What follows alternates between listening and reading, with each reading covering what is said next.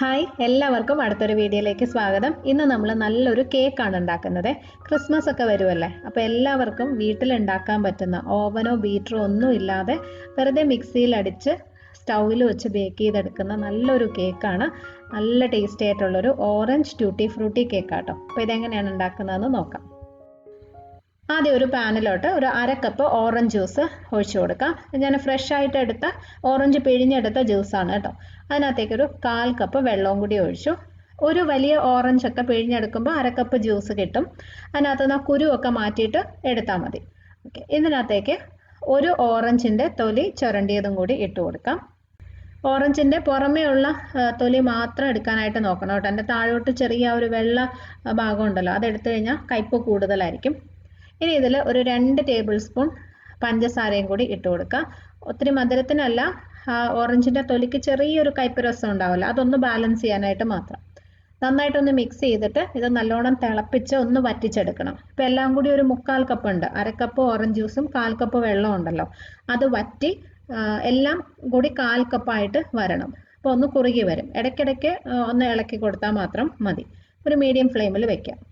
അപ്പോൾ ഇത് വറ്റി ഇങ്ങനെ ആയിട്ട് വന്നിട്ടുണ്ട്. ഇതിൻ്റെ ഒരു പരുവം കണ്ടല്ലോ, കുറച്ചൊന്ന് നല്ലോണം കുറുകിയിരിക്കുന്ന രീതിയിലാണ്.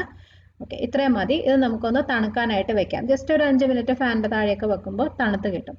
ഇനി ഒരു ബൗളിലോട്ട് 1 കപ്പ് മൈദ ഇട്ടു, 1 teaspoon baking powder, 1/2 teaspoon baking soda, 1/4 teaspoon ഉപ്പ്, ഇത്രയും ചേർത്ത് നന്നായിട്ടൊന്ന് മിക്സ് ചെയ്ത് മാറ്റി വയ്ക്കാം.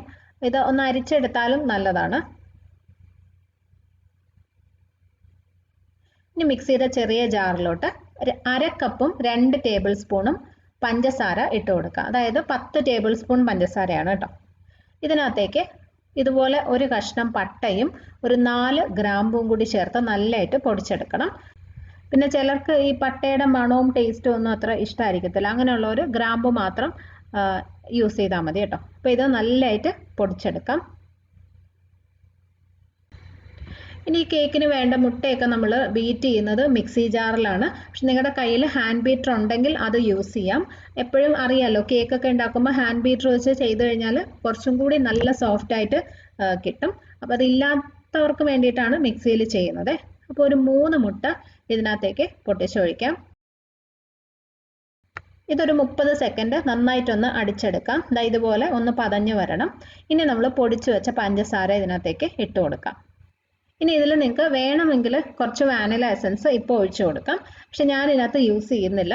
കാരണം പട്ട പൊടിച്ചതിൻ്റെ ആ ഒരു ഫ്ലേവറും ആ ഒരു ടേസ്റ്റും പിന്നെ ഓറഞ്ച് നമ്മൾ തൊലിയൊക്കെ വറ്റിച്ച് വേവിച്ച് വെച്ചിട്ടുണ്ടല്ലോ, അതും കൂടി ചേർക്കുമ്പോൾ തന്നെ അതിന് കേക്കിന് നല്ലൊരു ഫ്ലേവർ കിട്ടും. അപ്പോൾ അതുകൊണ്ട് തന്നെ എക്സ്ട്രാ ആയിട്ട് വാനില എസൻസ് ചേർക്കേണ്ട ആവശ്യമില്ല.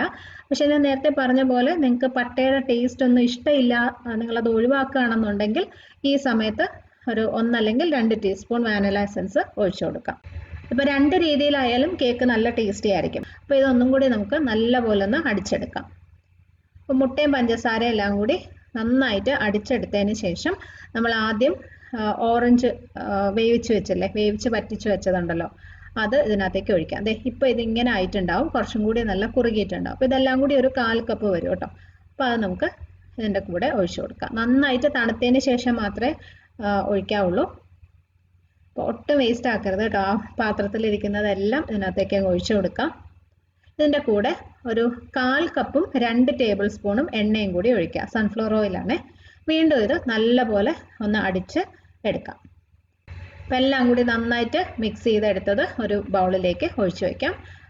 ഇതുപോലെ ഈ ഒരു കൺസിസ്റ്റൻസിയിലായിരിക്കണം, ഒരുപാട് ലൂസ് ആവരുത്, കുറച്ച് നല്ല കുറുകിയിരിക്കുന്ന രീതിയിൽ തന്നെയാണ്.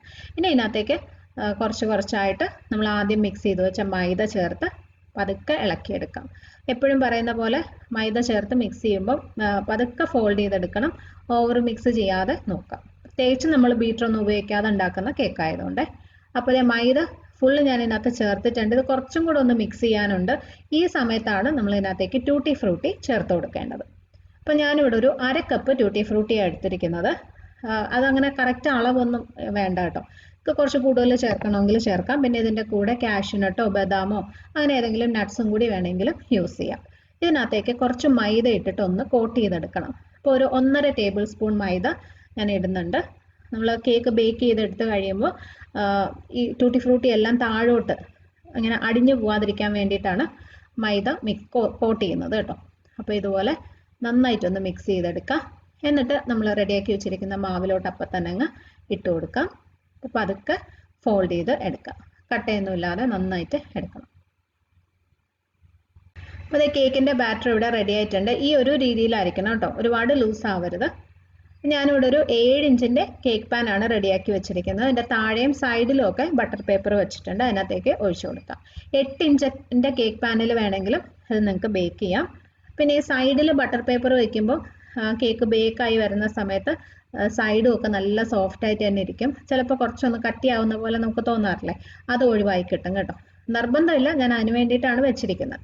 ഇത് നന്നായിട്ടൊന്ന് 2-3 പ്രാവശ്യം ഒന്ന് തട്ടിക്കൊടുക്കാം. എന്നിട്ട് ഞാനിവിടെ സ്റ്റൗ ടോപ്പിൽ ഒരു പാൻ നന്നായിട്ട് ചൂടാക്കിയിട്ടുണ്ട്. അതിൻ്റെ താഴെ ഒരു റിങ് വെച്ചിട്ടുണ്ട്. 5 മിനിറ്റ് നല്ല ചൂടിലിട്ടിരുന്നതാണ് കേട്ടോ. അതിനകത്തേക്ക് കേക്ക് പാൻ വെച്ച് കൊടുക്കാം.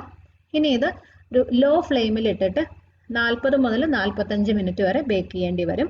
ഓവനിലാണെങ്കിൽ 180 ഡിഗ്രി സെൽഷ്യസിൽ ഇതേ സമയം 40 മുതൽ 45 മിനിറ്റ് വരെ ബേക്ക് ചെയ്ത് എടുത്താൽ മതി. പിന്നെ മുകളിൽ ഞാൻ കുറച്ച് ടൂട്ടി ഫ്രൂട്ടി ഒന്ന് ഇട്ട് കൊടുക്കാം കേട്ടോ. നിർബന്ധമില്ല, ജസ്റ്റ് നല്ലൊരു ഭംഗിക്ക് വേണ്ടിയിട്ട് മാത്രം കുറച്ചൊന്ന് ഇട്ട് കൊടുത്താൽ നല്ലതായിരിക്കും. നട്ട്സ് ഉണ്ടെങ്കിൽ അതും ഇടാം. നമുക്കിനി ഇത് അടച്ചു വെച്ച് ലോ ഫ്ലെയിമിൽ ബേക്ക് ചെയ്തെടുക്കാം. അപ്പോൾ അതേ കേക്ക് നല്ല സൂപ്പറായിട്ട് ബേക്കായിട്ട് വന്നിട്ടുണ്ട്. എനിക്ക് 45 മിനിറ്റ് എടുത്തു കേട്ടോ. ചിലപ്പോൾ ഒരു 5 മിനിറ്റ് ഒക്കെ കൂടുതൽ എടുത്തെന്നിരിക്കും. അത് നിങ്ങൾ ഇടയ്ക്ക് നോക്കിയാൽ മതി.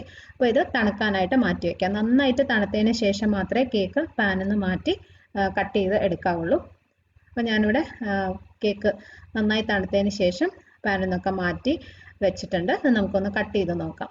നല്ല സോഫ്റ്റ് ആയിട്ടുള്ള കേക്കാണ്, കാണുമ്പോൾ തന്നെ അറിയാമല്ലോ. നമ്മൾ സൈഡിൽ ബട്ടർ പേപ്പറൊക്കെ വെച്ചിരുന്നതുകൊണ്ട് തന്നെ സൈഡും ഒക്കെ ഒട്ടും ഒന്നും കട്ടിയാവാതെ നല്ല പെർഫെക്റ്റ് ആയിട്ട് വന്നിട്ടുണ്ട്. കണ്ടോ, ഉള്ളിൽ കണ്ടോ, നമ്മൾ സാധാരണ ഓവനിൽ ബേക്ക് ചെയ്യുന്ന കേക്ക് പോലെ തന്നെ വന്നിട്ടുണ്ട്. പിന്നെ ഞാൻ പറഞ്ഞ പോലെ ഒരിക്കലും നിങ്ങൾ ഈ കേക്ക് ചൂടോടെ കഴിക്കരുത്. കുറച്ച് സമയം വെച്ച് നന്നായി തണുത്തതിന് ശേഷം മാത്രമേ കഴിക്കാവുള്ളൂ. എന്നാലേ കറക്റ്റായിട്ടുള്ള അതിൻ്റെ ഒരു ടേസ്റ്റ് നമുക്ക് കിട്ടത്തുള്ളൂ. നമ്മൾ ചേർത്ത ആ ഓറഞ്ചിൻ്റെയും പട്ടയുടെയൊക്കെ ആ ഒരു ഫ്ലേവർ ഉണ്ടല്ലോ, അത് നന്നായിട്ടൊന്ന് വരുന്നത് കുറച്ച് സമയം ഇരുന്ന് കഴിയുമ്പോഴാണ്. അപ്പോൾ എന്തായാലും നിങ്ങൾ ഈ കേക്ക് ഉണ്ടാക്കി നോക്കുമെന്ന് വിചാരിക്കുന്നു. എല്ലാവർക്കും ട്രൈ ചെയ്ത് നോക്കാൻ പറ്റുന്നതാണ്. അപ്പോൾ ഉണ്ടാക്കുന്ന സമയത്ത് ഫീഡ്ബാക്ക് അറിയിക്കണം. ഈ വീഡിയോ നിങ്ങൾക്ക് ഇഷ്ടമായെങ്കിൽ ലൈക്ക് ചെയ്യാനും ഷെയർ ചെയ്യാനും കമൻറ്റ് ചെയ്യാനും മറക്കരുത്. സബ്സ്ക്രൈബ് ചെയ്തിട്ടില്ലാത്തവരുണ്ടെങ്കിൽ ഒന്ന് ചെയ്ത് സപ്പോർട്ട് ചെയ്യണേ. അടുത്തൊരു നല്ല വീഡിയോ ആയിട്ട് വീണ്ടും കാണാം. Bye friends, thank you for watching.